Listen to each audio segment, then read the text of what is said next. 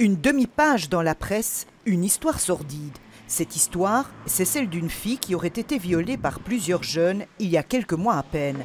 La victime, c'est la fille de 19 ans de Rachida Aouari. Elle est déficiente mentale et elle fréquente l'Institut technique Erlin à Berchem.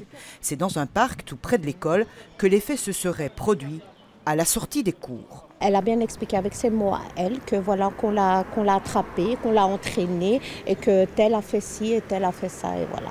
Et il s'agit bien d'un viol? Un viol, oui. Selon la jeune fille, les viols collectifs auraient été commis par 7 camarades de l'école. L'école en a bien exclu 3, mais il se fait que les 4 autres ont réintégré l'établissement. Résultat, la victime fréquente à l'heure actuelle ses présumés agresseurs. Pour les parents de la jeune fille, c'est un véritable choc. Ça, c'est un scandale. Ça, je suis scandalisée. Se retrouver tous les jours confrontée à son violeur, franchement, c'est dégueulasse. La réintégration des présumés agresseurs ne s'est pas faite du jour au lendemain. La direction a suivi toute une procédure et a demandé l'avis du conseil de classe.